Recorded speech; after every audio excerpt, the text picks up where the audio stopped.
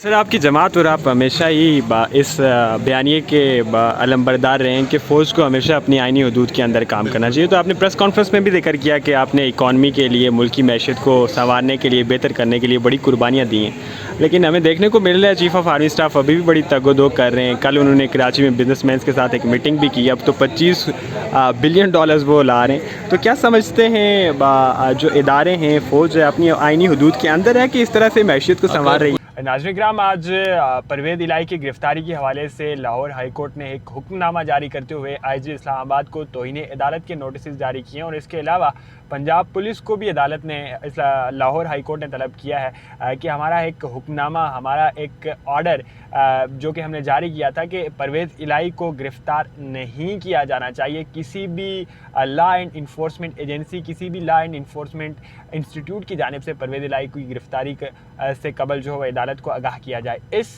हुक्म की खिलाफ वर्जी करते हुए आज से तकरीबन 3 से 4 रोज़ कबल परवेज़ इलाही को गिरफ़्तार किया गया। 3 MPO के तहत इस्लामाबाद की पुलिस ने गिरफ़्तार किया। आज उनकी हालत इंतहाई तशवीशनाक हुई।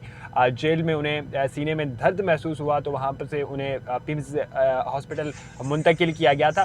सो इस मुंतकिली के बाद जो है वो उनका चेकअप मुकम्मल हुआ और फिर दोबारा से वो इस वक्त जेल में मौजूद है। बल्कि इस सारे सिलसिले पे आज मुस्लिम लीग नवाज़ के रहनुमा अता तारड़, जो कि ज़्यादातर ख़बरों का हिस्सा रहते हैं और मुस्लिम लीग नवाज़ की जानिब से जो सबसे ज़्यादा लोग आकर पार्टी के डिसीजंस को और पार्टी के मौक़िफ़ को डिफेंड करते आए, he is the one of them. और आज भी उन्होंने वही किया और भरपूर तरीके से मुस्लिम लीग नवाज़ की ना कि सिर्फ नुमाइंदगी की बल्कि परवेज़ इलाही के ख़िलाफ़ एक लंबी चौड़ी प्रेस कॉन्फ्रेंस की। प्रेस कॉन्फ्रेंस के दौरान उन्होंने तनकीद की और बाकायदा तरीके से मोनिस इलाही और परवेज़ इलाही दोनों ही उनके निशाने पर रहे। लेकिन हमने उनसे एक क्वेश्चन पूछा प्रेस कॉन्फ्रेंस के बाद, चूँकि इससे कबल जो है वो प्रेस कॉन्फ्रेंस से कबल जो है एक मुस्लिम लीग नवाज़ का एक बयानिया रहा है। इस प्रेस कॉन्फ्रेंस के अलावा भी काफ़िली की मुखालफत के अलावा मुस्लिम लीग नवाज़ का एक बयानिया रहा है जो कि महैशियत के हवाले से और फिर तमाम तर पाकिस्तान के जितने भी इदारे हैं, चाहे वो फ़ौज हो, चाहे वो जुडिशरी हो, चाहे वो आला अदलिया हो, जो भी हो,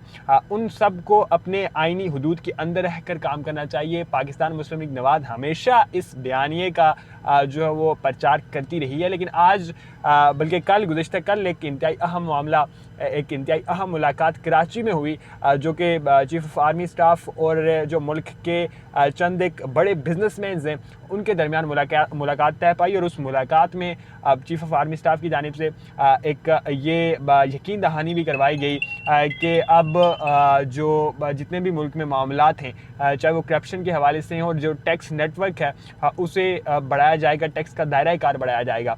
ताहम इस मुलाकात के हवाले से हमने अता तारड़ से एक क्वेश्चन पूछा है कि वो तो नून लीग और हमेशा से ये समझती रही है कि तमाम तरह इदारों को अपनी अपनी हदूद के अंदर रह कर काम करना चाहिए। सो क्या ये दुरुस्त है कि चीफ़ ऑफ आर्मी स्टाफ इस तरह से जो है वो प्रेस को इस तरह से मुलाकातें करें और इस तरह की मीटिंग्स करें और लोगों को जो है वो मुख्तलिफ मामलात पर यकीन दहानियाँ करवाएं?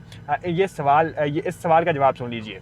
कोई मईशत को संवारना चाहता है, मुल्क को तरक्की की राह पे गामजन करना चाहता है और एक स्पेशल इन्वेस्टमेंट फैसिलिटेशन काउंसिल बनाई है और बाहर के मुल्कों से इन्वेस्टमेंट ला रहे हैं, तो मेरा ख्याल है उनको एक दफ़ा नहीं, उनको 100 दफ़ा लानी चाहिए और ऐसी मुदाखलत हर बार होनी चाहिए। तो आप नहीं समझते कि फिर सियासतदानों का सारा रोल ख़त्म कर देना चाहिए एक बराह रास्त तौर पे? मिलजुल के काम होता है। फ़ौज भी हमारी है, सियासतदान भी हमारे हैं। जो पिछले दौर में इन्वेस्टमेंट आई मिलजुल की आई ना, शहबाज शरीफ साहब ने भी काविश की, चीफ आर्मी स्टाफ ने भी काविश की, हर तरह से चाइना का CPEC है, कतर है, UAE है, सऊदीया है, मिलजुल के काम हुआ। तो एक अगर इदारा और एक इदारे का सरबरा अगर अच्छा काम कर रहा है और $25 बिलियन की इन्वेस्टमेंट लेके आ रहा है तो मैं उसको मुदाखलत नहीं समझता, उसको वेलकम करता हूँ।